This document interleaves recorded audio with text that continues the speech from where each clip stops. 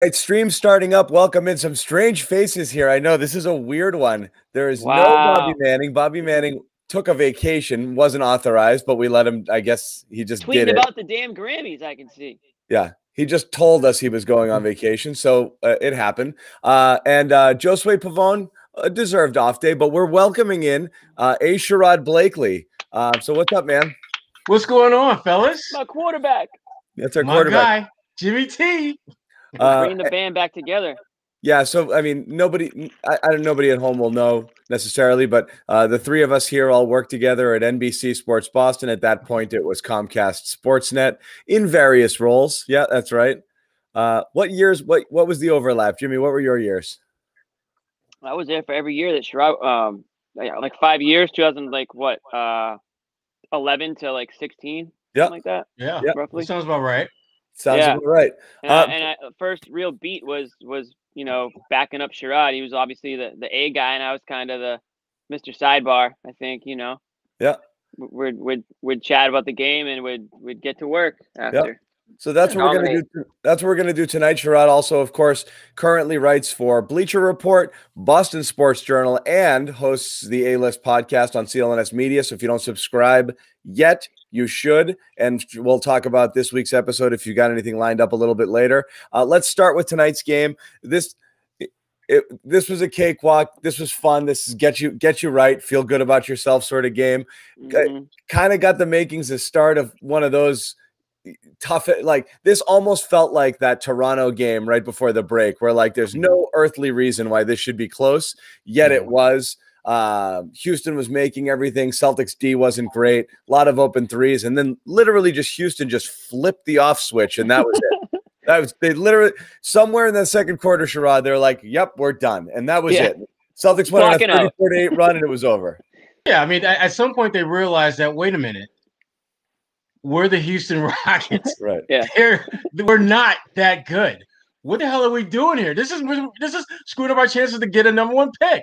Let's just kill that and just play the way we can play. And I'll say this about the Celtics. I thought the one thing that they did that frustrated the hell out of me from the jump was the two bigs lineup and them not taking advantage of that. Either play your wings and beat the crap out of these guys, or use those two bigs and beat them to death around the rim. And over as the game progressed, they started trending in that direction, which was great to see. But from the very outset, I was really frustrated at this game because I knew the Celtics had multiple clear advantages, and they were just like, nah, we're just going to just kind of run around for a little bit and just let them get their shots off. And then at some point before halftime, we'll figure out we're the better team and play like it. Well, yeah, and so Sherrod, I doubt you've, I don't know how many of these you've ever watched or gotten any whiff of anything we do, but if you don't stop me, I'm going to talk about Rob Williams for 25 straight minutes.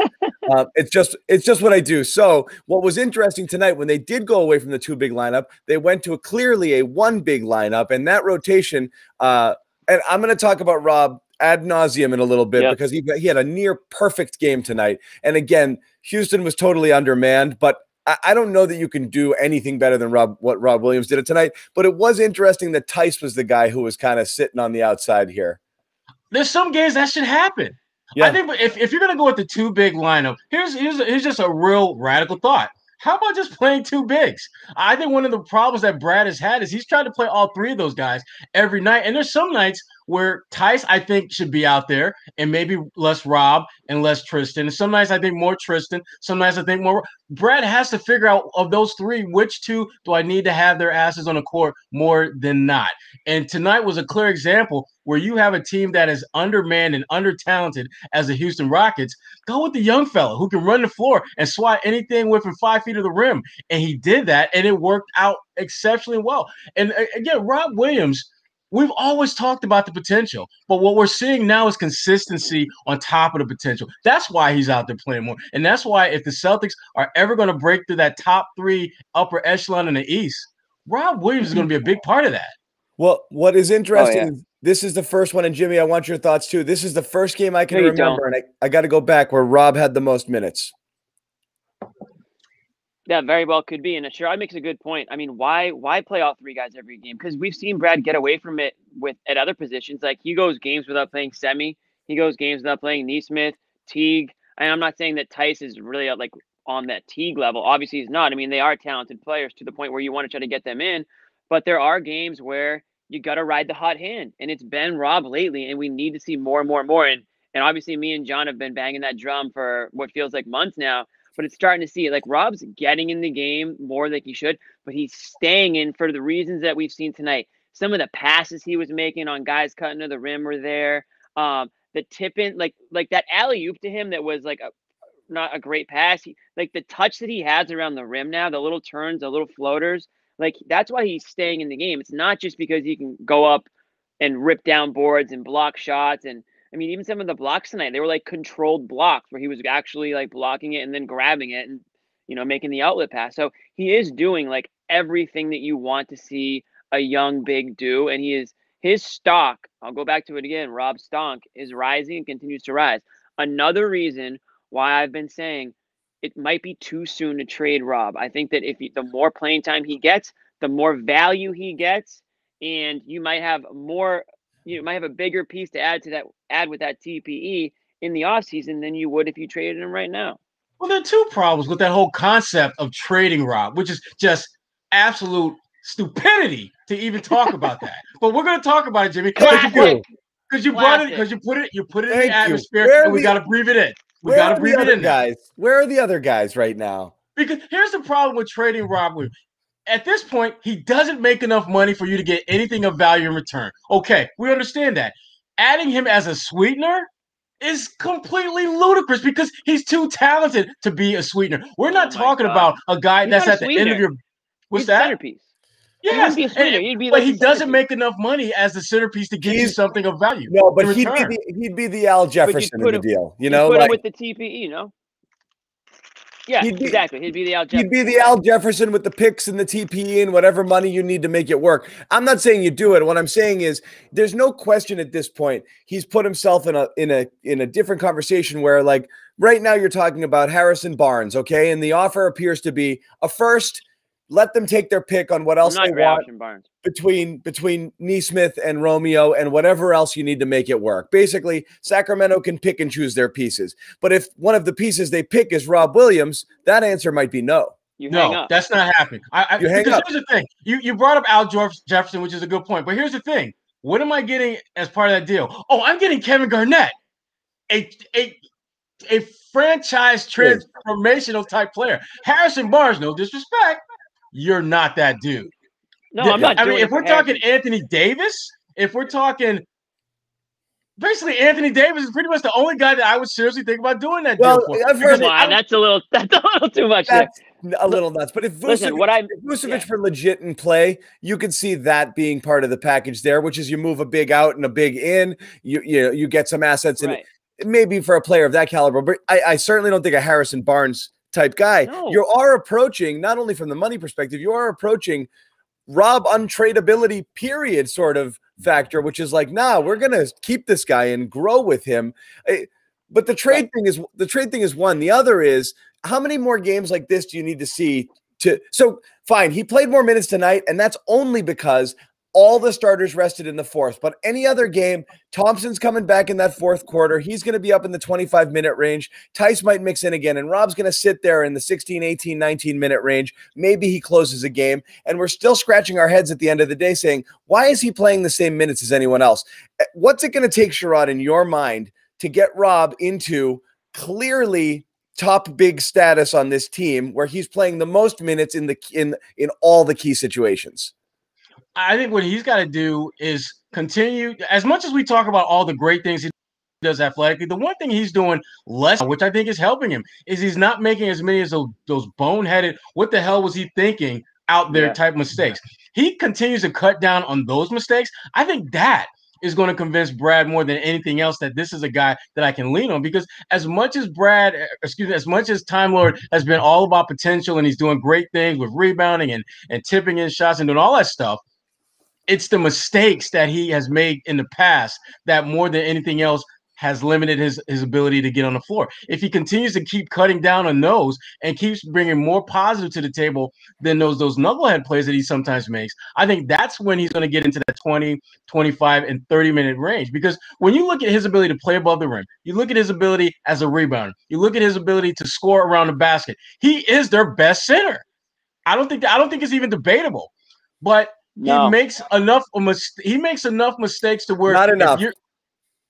Not enough, in my opinion.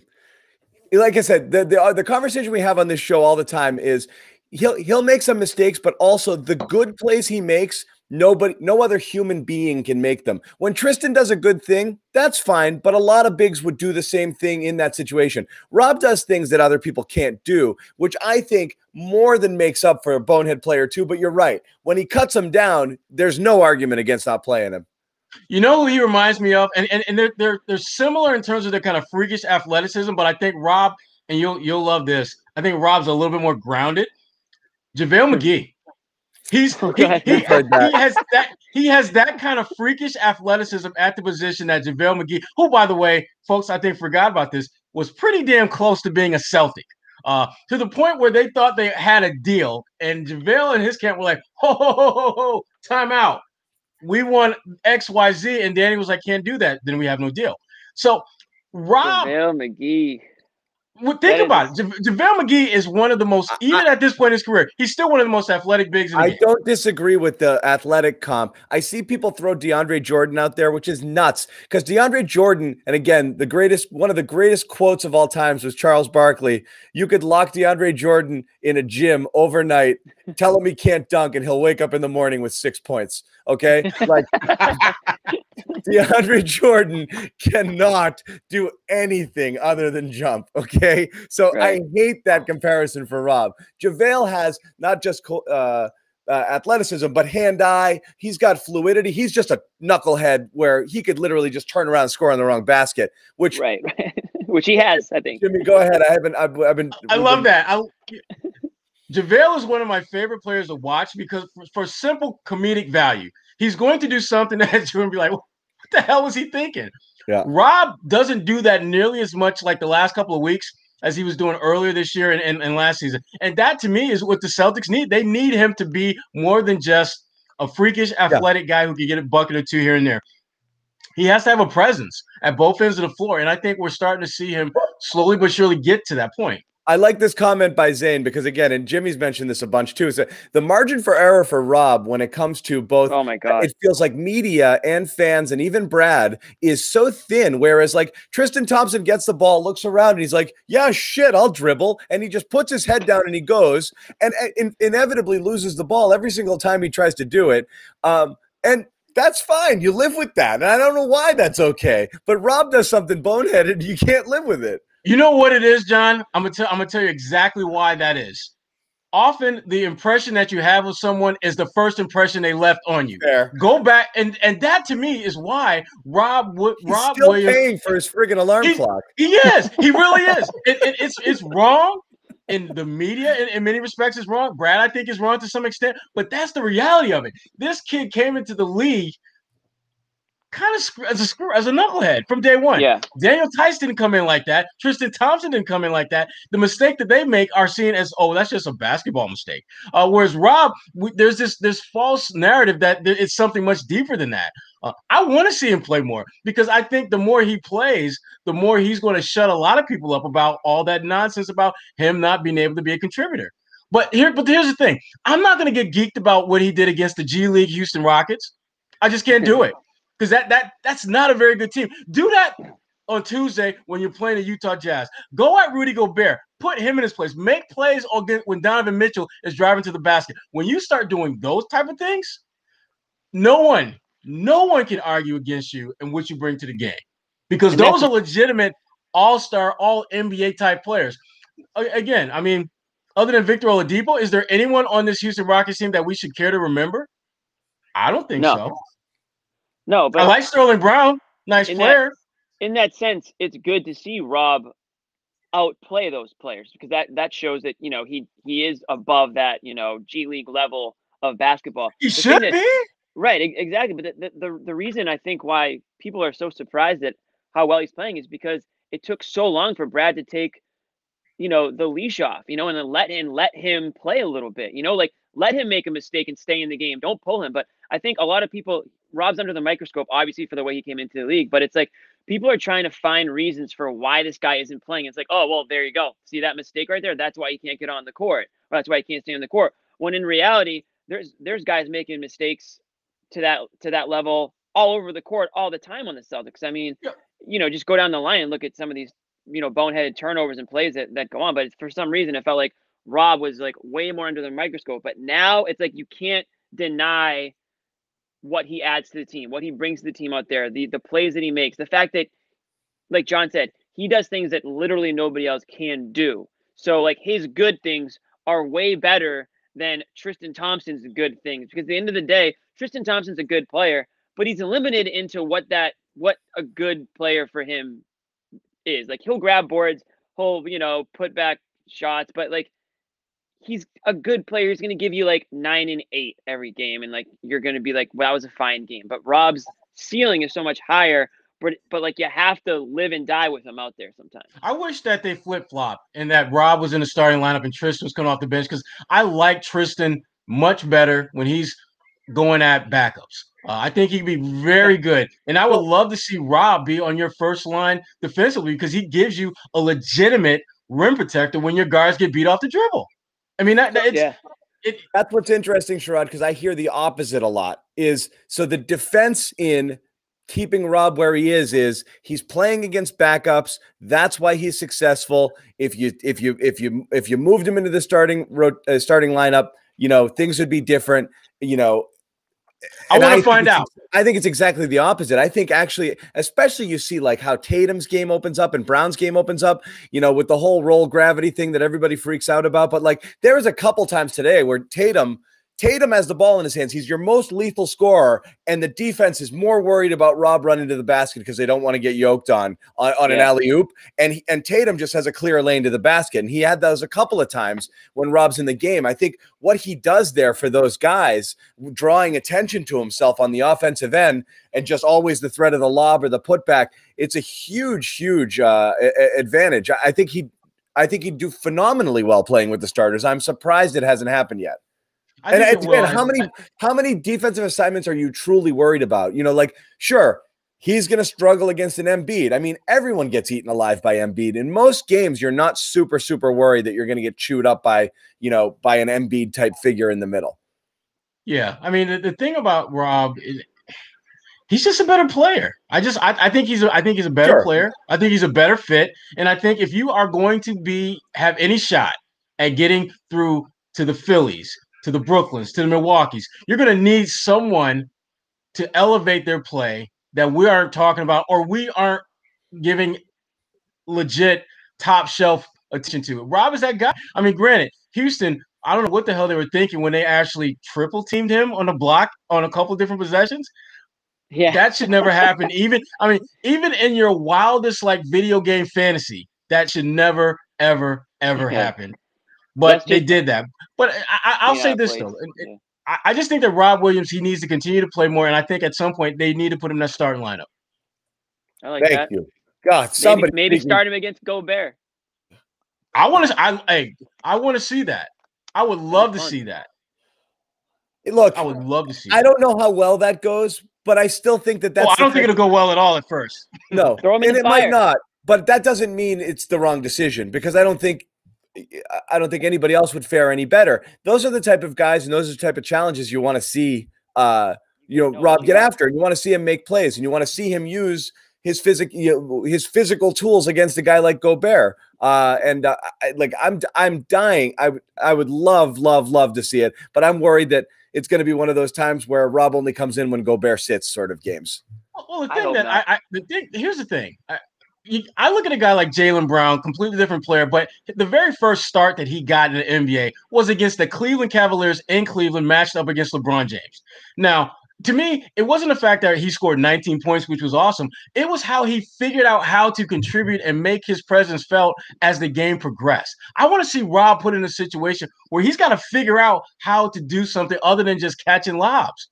and swatting shots. Are there other aspects of his game that he can work on? Can he set, different types of screens that take away defensive menaces like Rudy Gobert that allows Jayson Tatum a clear lane to the basket? Can he do some of those intangible things that when you are a young player and you're trying to establish yourself as being something more than your coach thinks you are right now, can he step his mental game up and do that? I want to see him get a shot at doing that. He's earned the right to have that shot. So Brad kind of alluded to, again, the ramp up in the post game tonight. Gives us an upside. We need to keep building and building and building. We've talked about this, Sherrod, and Jimmy and I share an opinion on this one. We know Rob has an injury history, and we know that that's something that they're aware of. But we never heard anything about minutes restrictions until very recently, where it was like, why aren't you playing this guy more? And it was like, minutes restriction. And it felt a little convenient, almost like I probably should have been playing him more, but I think I can. Both things are true. Like, yeah, he has the hip thing, but you really think he's on a program right now, or there's just still that comfort level where I do think Tristan is security. It's a known quantity. Rob's more of a wild card, and I think coaches, they're afraid to just kind of jump out of the plane without a parachute. And that's what playing Rob more feels like. I don't know how much this is hip related and how much it's just letting go and just letting the Rob Williams experience overtake you once and for all. I think there's still some hesitation on Steven's part just for the type of player he is and his history. Brad has never had a player like Rob's before. But I don't think it's the injury. I don't think that's limiting his – no. Right. No, I think it's Rob has yet to develop that snuggie blanket status with Brad Stevens. Yeah. Tristan Thompson has. And it's not so much what Tristan has done in Boston, it's what Tristan has done over the longevity of his career. He's got a championship ring. Last I checked, there's no one on the Celtics squad who was a starter on a team that won an NBA title. Well, they got to play with LeBron, that's all. Well, you know what? Yeah, that helps. That definitely helps. But the thing about it, but Tristan, to his credit, I mean, he was a contributor to that team's success. And even if you look at what he's doing now for the Celtics, and again, I don't mean to crap on Tristan too much, but in the last 5 games prior to tonight, Tristan was the best offensive rebounder in the previous 5 games in the entire NBA in terms of offensive rebounding percentage. And Rob was one of the top 8, top 9 guys in terms of rebounding percentage, which means he's making the most of snatching boards when he gets on the floor. I want to see more of that. I want to see him get opportunities to amplify what he's doing a good job at now. And Tristan Thompson is at that point in his career where if you went to Tristan and said you're coming off the bench, he's not going to trip. He's not going to flip out because he's going to look around and is like, well, y'all going to need me at some point. Wait till y'all need me, and then I'll be ready to roll. Whereas Rob, I think Rob needs to be encouraged to be the badass player that he can be. Right. Be even better. That's why I love this game. This was you knew the competition. I mean, this felt like, the varsity playing the JV for periods, but Rob also acted like that. I'm better than these guys, and seeing him assert his will on people, is a big deal.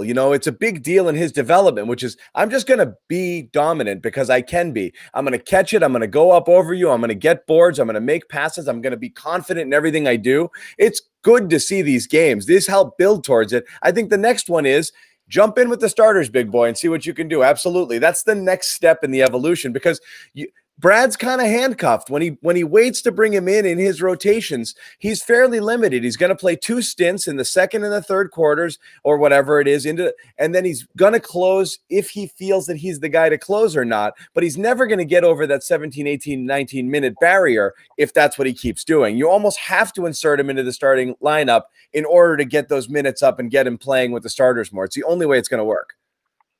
It's just building the confidence. That's what it is. I mean, the more he plays, the more confidence he gets. I mean, last season, he would go stretches, days, weeks without playing. I mean, he was a complete non-factor in the playoffs. Literally didn't play. And this season, finally, it's a completely different story. It's year 3.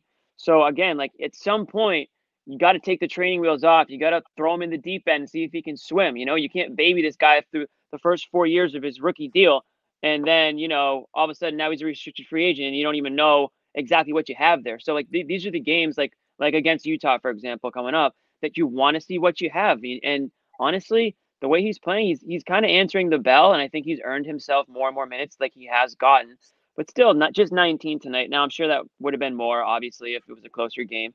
But he is ticking up to that low 20s, every game now, which is where we wanted him to be, 2 months ago. So it's slowly happening. I want to jump around a couple other things on this game, and then I want to get to a couple things Sherrod wrote for BSJ, because like I said, if you don't stop me, I'm going to talk for Time Lord for 30 minutes, and we're at minute 25 right now. But Sherrod, again, it's hard to draw. It's like I said, it's almost like a preseason game. It's hard to draw positives from these types of games when you beat a team by whatever they won by 27 points. But definitely like seeing Jaylen do something good after not doing good things was, I think, important tonight.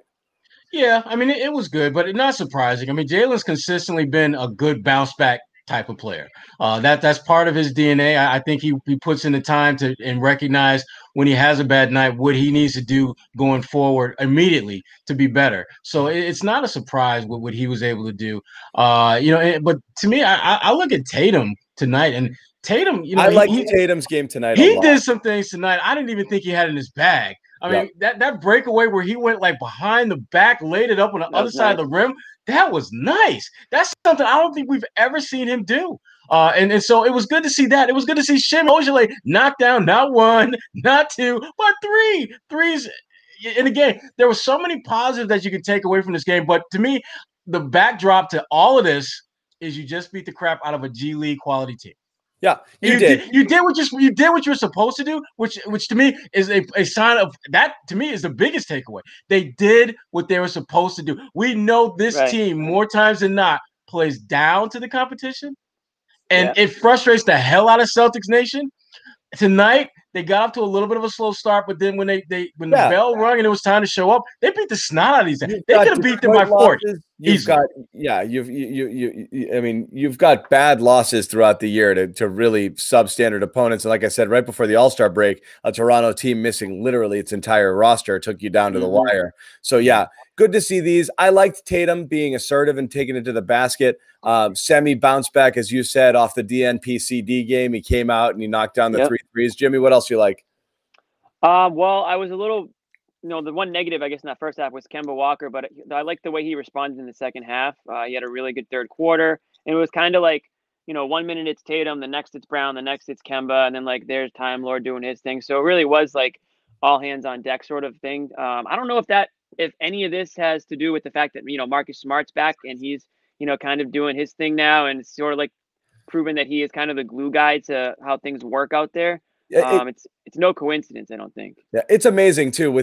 Smart and Time Lord checking in basically at the same time, and immediately the tone of the game changes, and that's where they took it over. Smart immediately draws a charge, comes down, hits a three. Time Lord doing Time Lord things, and they just took off from that point on. But the Smart, just from the playmaking alone, makes such a big difference. It helps those guys be more efficient, with the shooting. You can just see it. They're more comfortable. They're not trying to do too much of what they typically wouldn't be doing out there. And it's one of those things where it's like we all seem to forget like how little time those four guys have had together this season on the court at the same time. And again, it is the Houston Rockets, but it's nice to start to see them get into a bit of a groove together, out on the court. And eventually you're going to get Smart back in that starting lineup when that minutes restriction comes off, whenever that is. And, if these guys can stay healthy, I've been saying, who knows? That's why I said, if you're Danny Ainge, why would you make this massive panic move when you've seen so little of your actual team this year? And like, I just don't think that that's a necessary thing for them to do at the deadline. They could add a depth piece, and if they get Marcus Smart back and he stays healthy and Kemba Walker keeps doing his thing, you're a tough out. And then you have to look at other teams in the East, like the Sixers, for example. I'm not going to go off the rails here and start talking about every team, but like Embiid went down with an injury, he's out for a couple of weeks. So like really anything can happen. So for me, mortgaging the future on a panic move just isn't what Danny Ainge is going to do, in my opinion. Well, Sherrod, and I do what let's get to the thing you talked about. So Sherrod for Boston Sports Journal. I know every time we do one of these shows, immediately we start getting back into trades. Everyone just wants to know how's the team going to improve. My general vibe is along, and Jimmy's kind of there too. I honestly think most of the improvements are going to come from within, and that's going to be health. That's going to be Smart having come back. Whatever you get out of Romeo, and then just roll the dice that you kind of start to figure things out. I'm still, me, I'm still bullish on Romeo doing something. But going up, maybe a part or two, but it just and it's, I don't know what it's about, whether it's good basketball sense or this is simply money, Sherrod, but you wrote about it in BSJ, and the title was Celtics fans brace yourselves for the stand pat and puke portion of the season. And nobody wants to hear this, but ultimately you're not just reading between the lines or reading the tea leaves. Danny's telling you, guys, I'm probably not making a trade. And there's a couple reasons why. We're probably not going to use the whole TPE here on a Band-Aid, which he said as a quote outright, and we're not going into the tax. Now, the first one makes basketball sense. The second one's going to infuriate people like crazy, which is, wait a second, you're not going into the tax to potentially have a title contender, and that's something I think fans have a difficult time reconciling. Yeah, I mean, but here's the thing: they haven't made a deadline deal since Isaiah Thomas, like 5-6 years ago, right? And most teams don't. It's not a sport. You don't see a ton of these. No, but what you do see are the teams that are competing for championships are able to pull off last minute deals, whether it's buyouts, whether it's last minute trades, something leading up to the trade deadline. Small augmentations, though, not blockbusters. Right, but they do something though, and the Celtics don't do anything.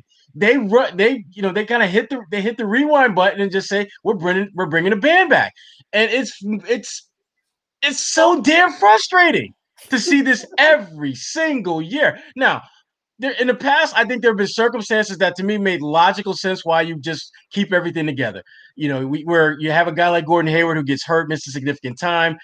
Kyrie Irving isn't right, and you things like that. But here's the difference, though: those teams, even in their jacked up state, they were still like 4, 5, 6 games over 500. You didn't see them as a team that was muddling the Mendoza line record-wise. They were clearly above 500.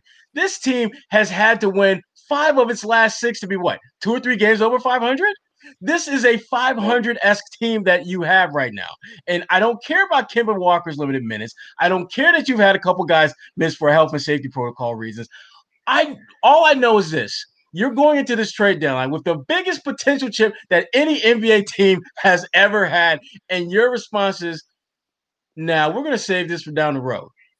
I think the fact that the Celtics have played 500 basketball up to this point, for the most part, would make me more bullish to use something now so that we can, I don't know, not be a 500 team. Now, if Danny is convinced that Kemba Walker's getting healthy and we're going to, Romeo's going to help us for a game or two down the road, and Tatum and Brown are only going to get better, and Time Lord is going to continue to evolve. Okay, fine, roll it out. But when you get to the playoffs, if your ass gets bounced in the second round, people are going to be enraged because you once again it feels like you're Charlie Brown and the Celtics are loosey. You think, yep, we're about to go back to the playoffs with the same team. We're going to run up and we're going to kick it out of here. And next thing you know, you're flat on your back wondering, I can't believe I fell for this again. You're not. What you're doing is acting like you're doing everything you can to improve, knowing that deep down you're not. And then basically fans are going to have to accept that this is going to be a down year. And that's the reality of it. The question is, how much of that is tax driven? All right. So I wonder how much of that is like, so if all of the venom is going to come towards Danny for not doing something, but he's been told from up above, we are not going into the tax. So I do not care. If that's the case, how much heat can you put on him in this situation? I hope Danny's playing us all for fools and just saying this with in the back of the mind, he's making like a blockbuster deal. I really hope that's what's happening. Because if that's what's happening, it's just like, ha, Danny, you got me. Nice one. But if that's not happening, a lot of people are going to be looking at him with. Sherrod, how can they even make a blockbuster deal? We've said this a million times. They don't even have any tradable assets. Rob Williams is your only one, and you just told us you won't trade him for anybody aside from Anthony Davis. So how the hell are they going to make a blockbuster trade? They don't have anybody to trade.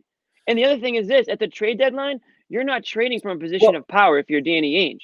You're overpaying for somebody that a team doesn't want or doesn't need at this stage in their season or the franchise's path that they're on. So again, what? This could be a semantic argument, though. Sherrod, what do you mean, just for Jimmy's sake? What do you mean when you say blockbusters? Harrison Barnes count? No. So to me, when I think about a blockbuster deal, I think about bringing in someone that is going to absolutely change your team dramatically, give you something that Jimmy's saying. How do you do that? Here's the thought. Let's just say Andre Drummond gets bought out and he hits the buyout market. You don't trade for him. He hits the buyout market. Can you convince a player who is having one of his best seasons when he was playing to come to Boston for the rest of the year? Can you convince a player like that? Because if you add him, now all of a sudden he can't defend Joel Embiid, but he damn sure can get buckets at the other end of the floor. You got guys who are going to rotate fouls with him. To me, adding someone who has the potential to get you past at least one of the teams that are already ahead of you in the pecking order, that to me is what a blockbuster deal can do for you.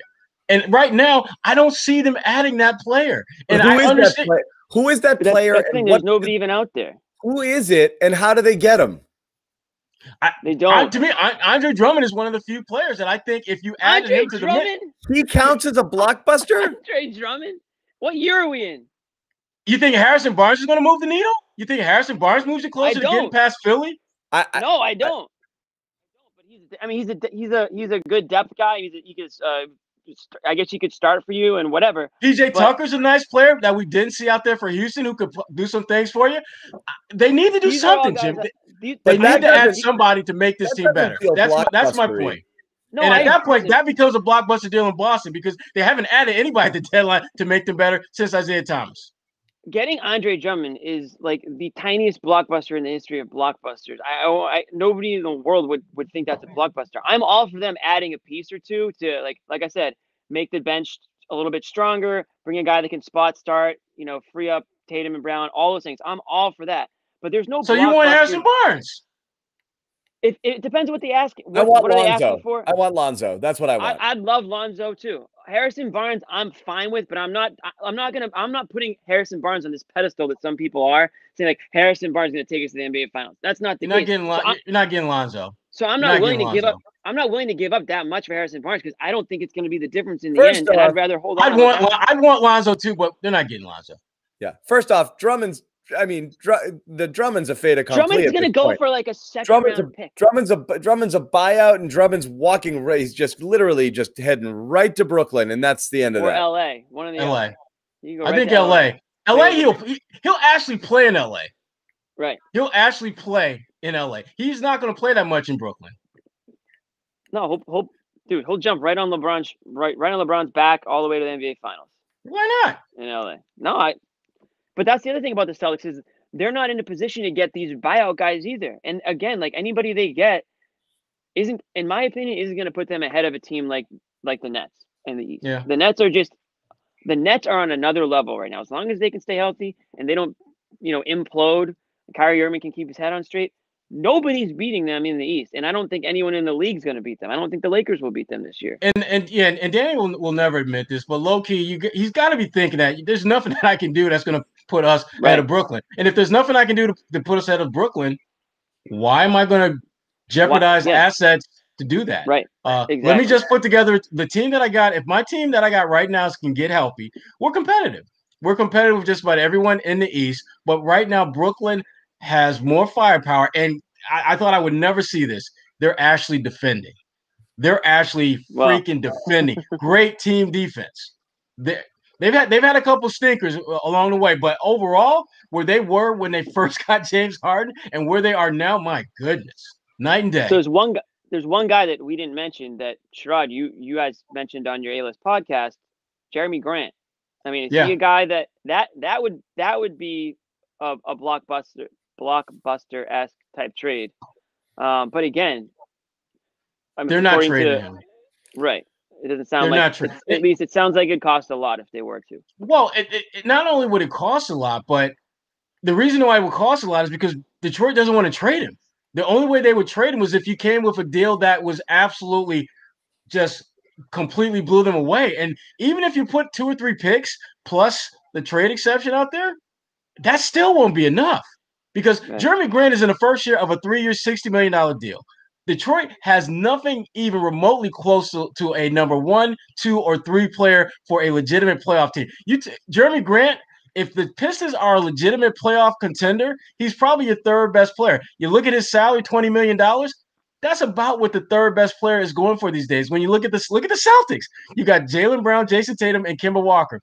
Jaylen Brown is probably that number 3 guy in the pecking order, and you look at his salary, yeah, that's pretty consistent with what Jeremy Grant is getting. So it would take a why would Detroit do that? Williams. It makes no sense for a million reasons. I have no belief that Detroit would do that. None. No. But I don't think there's anything the Celtics could do to get him. So I don't even think it's worth talking about. One guy you mentioned in your pod, in your BSJ article, also Sherrod, was Romeo, who again, call me crazy. Romeo, who?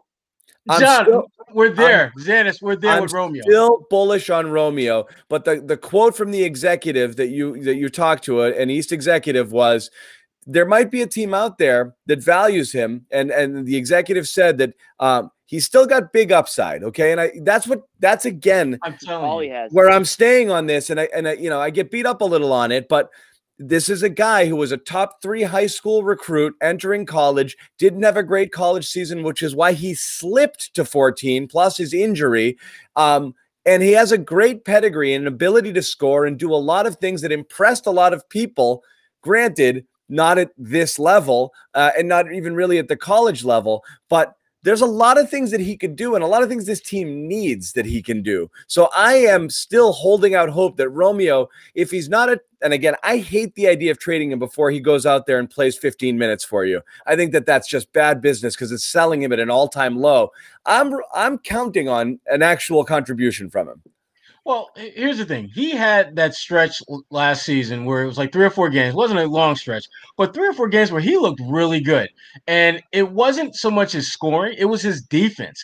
That's the part of his game that I was told, again, last year, because I got a text from executive, was just like, Romeo? Defense? Then it was just like, WTF? Question mark, question mark. We never saw that from him in high school because he was so good offensively. We never saw that at Indiana because he was actually playing with an injury most of his one season at Indiana. That's why, it made sense for him to turn pro when he did, because you don't want that to be something that becomes part of your narrative, which, as it turned out, it is exactly that, part of his narrative. Romeo's a good player when he's healthy, but that's the big if. Can he stay healthy long enough to help you? But look, to me, if it means getting an elite rotation guy that has some upside, that's in their low to mid-20s age-wise, and I got to give up Romeo, I'll probably do it. But if you're talking about getting someone who's at the end of the rope, who's like 34, 35 years old, once they're done with us, they're done with the league, hell no. Not happening. No, I'd be the ultimate sell low. I hate him as a throw-in. Hate him. Right. Because it's going to come back and bite Danny in the ass. I hate it. It feels like It feels like a Bagwell for Larry Anderson situation. It feels like way too much of a sell low where, yeah, you might get something, but this would be the classic Band-Aid. You get somebody who helps a little, and you give away something that has a much, much, much higher upside. I can't see that. He has to be a sweetener or a central piece in a better deal, or else you're really, really just giving him away for nothing. Yeah. No, 100%. I mean, that's why it's so frustrating, though, like waiting for this guy to get on the court. Again, another player where you want to see what they have and what do they have in this player? What is it? Same Nesmith, Romeo, Rob up until like Nesmith 2 months ago. I mean, they've got all these young guys on their team that nobody knows what the hell they're capable of. Yeah, Nesmith. Hey, wasn't Nesmith it sad seeing him check in late with standing next to Taco? And I was like, oh, 5 games ago you were playing, buddy. What happened? Hey, Taco hit him with the 3. Yeah. Sherrod, what's your take on Nesmith, the whole Nesmith situation, actually? You know what? I think that he's kind of like Rob, and it's from the standpoint of he hasn't done enough to gain Brad's trust in him. And he was doing some good things when he played, but he was making some mistakes as well. And I think Brad's at that point now where Brad is just rolling with the guys that he trusts. You know, that's why this rotation got shortened. And if you notice, the guys that were in that rotation were guys that he's been with for years. You look at a guy like, Payton Pritchard, who's done a lot of really good things. We're starting to see him in and out, where Brad is leaning more on Teague than he is on Payton. You see that we've seen that with Rob. We're seeing that with Nesmith. I think eventually those guys can help them win a game or two down the road, but they've got to earn the head coach's trust. And I get it. I mean, garbage time. The saddest thing is watching Nesmith and Carson come in at the same time, and Carson's like, no freaking way I'm passing to you. Right. I'm going to be that guy who comes off the bench. I'm the microwave. He was supposed to be that. That's why they drafted him. I'm the guy who comes off the bench and knocks down threes, not you, pal. And Carson won't even look at him.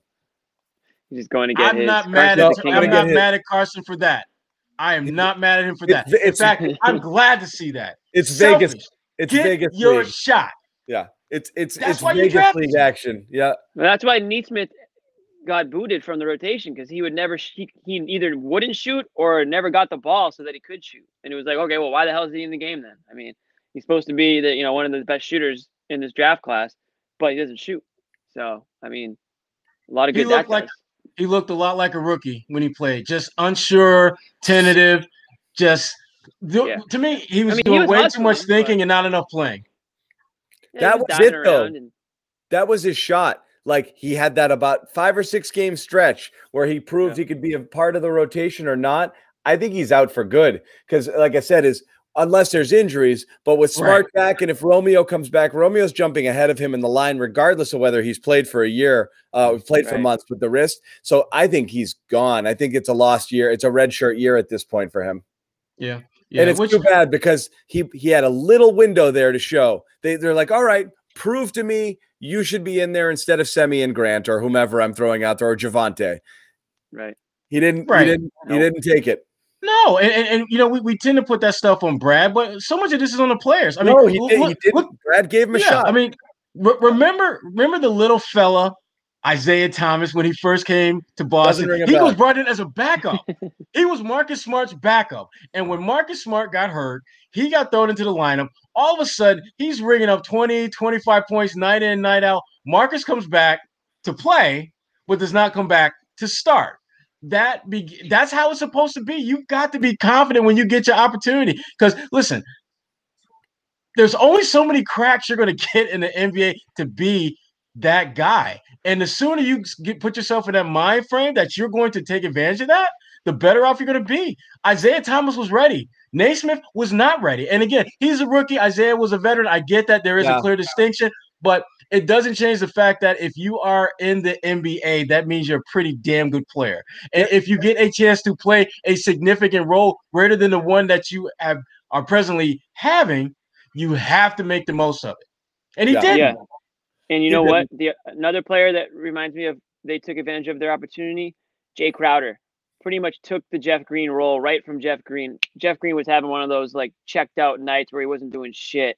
And Jay Crowder checked in the game and was diving all over the place, hitting shots, being physical. And honestly, that was like the jump start to his career. And he's had a nice, NBA career Crowder has, after, post Celtics career. So that's another guy who like got his window coming from, deep off the bench and never really looked back after that. Yeah. He runs and hides though. It's not just, I mean, there's a couple times sure, he's pretty uneasy with the ball and you see it. He gets it in his hands. He wants to get rid of it quick. He does not want to put it on the floor.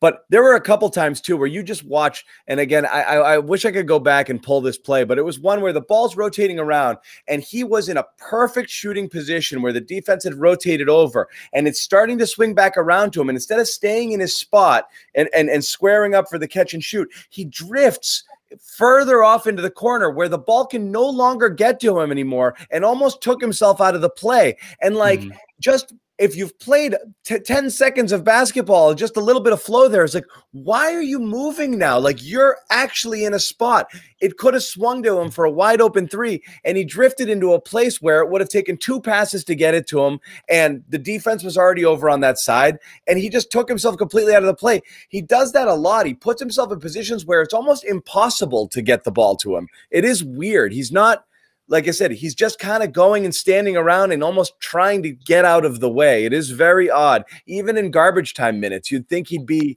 more aggressively kind of looking for it, and he's not. I don't know what it is. Maybe it's a personality thing. He's too deferential. I'm not really sure. Yeah, no, or he's scared, and people are saying he's just scared. Yeah. I don't know. I think the biggest thing with him is he's just thinking too damn much out there, not just playing. Yes, rookies are so. To me, it's like. It's the one DNA trait that damn near every single rookie who comes in the NBA has, and that is once they get out there, they go through practices, they go through all the drills, they read the scouting report and all that, and all this data is in their heads, and they're trying to process it while playing, and that's the problem. There's a disconnect between playing and processing all the information that they have to do. There's no muscle memory built up yet for a lot of these players, and because of that, everything seems either a step slow or they're not rotating as quickly as they should, or they're indecisive. So I'm hoping that he'll break out of it once he gets like a summer league under his belt where he can get out there and play freely and not be just so, I think, pent up mentally the way I think he is right now.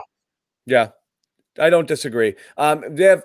Look, told it's a school night. I told Jimmy we'd wrap it up a little early tonight. So no, we're good. And again, I don't want to keep Sherrod all night here. He was gracious enough to join us. I was going to say, I said that before I knew Sherrod was going to be on the show, though. So now it's a party? Yeah, now I'm good. Jimmy's my guy. Maybe Sherrod will come on again sometime. Okay, maybe it's not. He will. He will. Yeah. He has to. Yeah. We'll talk about it. I just want to quickly look ahead to Utah. That's is that a Tuesday night game? Yeah, Tuesday night. This is a hellish stretch. I think this begins at 9 of 14. They've got Tuesday, Wednesday, Friday this week. So they're at it every day. It's a back-to-back, obviously. They played them once already. This could really be a snap back to reality game or another potential statement we've arrived game. I still don't have confidence in this team to show up and do the latter. This is going to be a tough game. I mean, Utah, top 5 team offensive and defensive rating. They've got arguably the best defensive player this season and for many seasons in Rudy Gobert. Donovan Mitchell Jonathan Mitchell has played at a ridiculously high level this year. Quinn Snyder, hell of a coach. My concern with the Celtics is that they'll get too bogged down in what is comfortable for them. And for them, comfort is iso ball. I don't think this is a team that you can go heavy in isolation and expect to win. And I know Tatum is really good at that. I mean, Tatum, just looking at the numbers, I mean, he has more ISO possessions than he's a top 10 player in the NBA when it comes to ISO possessions, which is crazy when you think about, and I was just looking this up the other day, he's like ahead of guys like Luka, Giannis, and, Kyrie even, and ISOs, which is kind of crazy when you think about it. But they're gonna need somebody like a Time Lord to really step up and be a difference maker. They're gonna need someone who is not in that big 3 core of Tatum, Brown, and Kemba to have a hell of a game. Like if we're talking about Robert Williams having 15 and 15, it means the Celtics probably win. So really what's going to happen is they're going to play the double big lineup for 24 minutes on Tuesday. Lose by 6. I hope not, but you're lucky you didn't come on after a loss, Sherrod. Okay, I'll tell you that. Oh yeah, no. Stevens needs to get a little creative. I mean, that's one of the reasons why they all the stuff we heard about Brett Stevens was this great basketball mind, and I'm not saying he isn't, but gotta get a little bit creative with some of the lineups and the rotations and the matchup based things. So I think it's just a Rob game. You know what, Jimmy? It's a little bit easier to get creative in the kitchen when you don't have that many ingredients to work with, or you don't have a whole lot of meat to work with. But when all of a sudden you've got the deli you've got the deli. You don't even have like sandwich meat. You've got a freaking deli of options to choose from. Getting creative with that, you would think would be easier, but it's actually harder because you've got more options. You've got more decisions that you have to make that aren't as cut and dry. You know, I mean, if you've, you know, if you've got like, you know, Isaiah Thomas, do I start him over Marcus Smart or do I have him come off the bench? That's one decision you got to make. But what do I do when I've got Rob Williams, Tristan Thompson, and Daniel Tice? Which one do I lean on more than the others? Right. There's just a completely different dynamic that I think, is still himself learning how to deal with. So, sorry, Rob Williams is the gabagool. There was some Sopranos in here. I have to give the hat. I always give the hat tip when I get a good reference in the thread. So we got a Kevin Finnerty reference. That's deep Sopranos stuff right there. Nice. Utah's going to be a great game. That's a great test for the Celtics. We didn't even mention Conley's another one who, I mean, he made the All-Star team this year. Finally. Finally. That's crazy. I mean, that might be one of the craziest stats I've ever heard. 17 years or something in the NBA, and that's his first All-Star game. I mean, that's crazy to me that he's playing at that level at this stage in his career, and it's his first All-Star game. I mean, shout out to him. But you saw how he made the team, and obviously this will never go. I know. I mean, first he didn't make the team, and then the guy that replaced someone who did make the team wasn't able to play. So he's like third removed. Right. I mean, he literally like last man standing. I love him. He's phenomenal. It's gonna be a good. It's just gonna be a good matchup. You know, like at the Celtics need to make a game out. This needs to be a highly competitive game. I don't want to hear that competitive nonsense, Jimmy. They got to win. Win the damn game. I'm tired of these. They should win too. I agree, but I don't want. Listen, I'm tired of the participation trophy mentality with this team. Forget about being competitive. Get the damn win. Capitasto and I used to say there was an extra column in the standings for MV, which was moral victory. So every time the Celtics would little engine that could play that game and come within 2 points of the really good Cavs or Heat or whomever, back, and then the narrative the next day would be, oh, no, what a great so close. Right. Yeah. We're past that, Jimmy. Get the damn win. It's in your building. You've won 5 of the last 6 games. Find a way. Yeah, I do not want to check that MV column, okay? Yeah. No, there's no more victories for this team. Like this isn't that type of team. But yeah, back then for sure. Yeah, agree. Definitely. So that's it. We'll wrap it up. Like I said, we were happy to get Sherrod on here. If you haven't subscribed already, the A-List podcast on CLNS Media Network, go subscribe now with Kwani Lunis, also an NBC Sports Boston alum. Driving you crazy, Sherrod, or what? Both teams play hard. It's good answer. It's good stuff. It's great conversation. Phenomenal guests every single week. So you definitely subscribe. Episodes come out on Tuesday. And so, Sherrod, have you got something lined up for this week?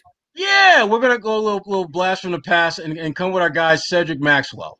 We're gonna we know exactly. Him. Yeah, well, I mean, we'll obviously talk about the Celtics and the season they're having, and we'll get into the Utah game a little bit, and we'll also talk about just from the player's perspective, this time of year where you literally could be having to pack your bags and head out to who knows where. So he'll share some of those, as you guys know, Maxwell tales about times that he's kind of gone through that as well. So he's going to be our featured guest this week.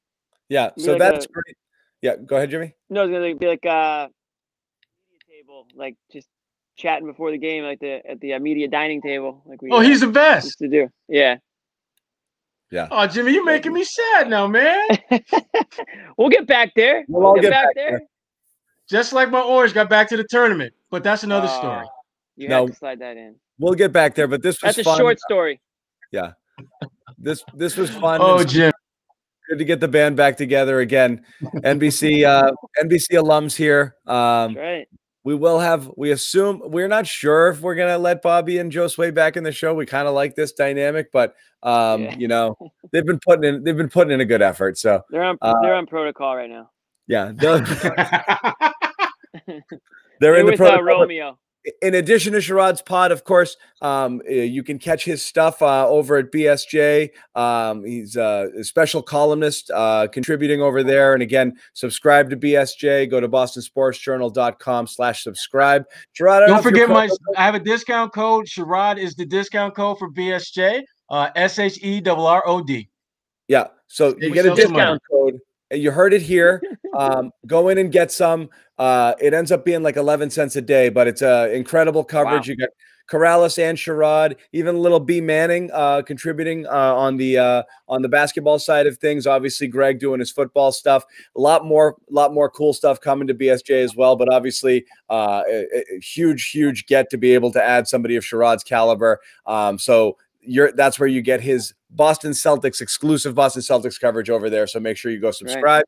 And of course, subscribe to our YouTube channel. If you haven't already, you'll be alerted every single time we go live in a situation like this. You'll get streaming podcasts. Sherrod's podcast going to start streaming live on the network as well. And you'll be notified every time we go live with something like that. So make sure you subscribe to that as well. Again, Jimmy, you got one more thing? You're good. We're hard at trade season now, so we might just be going live out of nowhere. So you're going to want to get that notification. Yeah. Right. Watch out. Exactly. Where'd that happen? Yeah, there exactly. Live. Just like where? Just don't know. Yeah. We're going to be live. Just like that. Just like that. Where's our Art Romeo going? He's live. Right. And if Rob gets traded, we'll do it live. If Rob gets traded, we riot. Oh yeah. Unless it's Anthony Davis. That's right. Yeah. and then we're good. Rob goes, we riot. So again, for Jimmy Toscano and A Sherrod Blakely, thank you for joining us. John Zannis, we will see you guys next time. What are you doing those signs for, Jimmy? What the hell is that?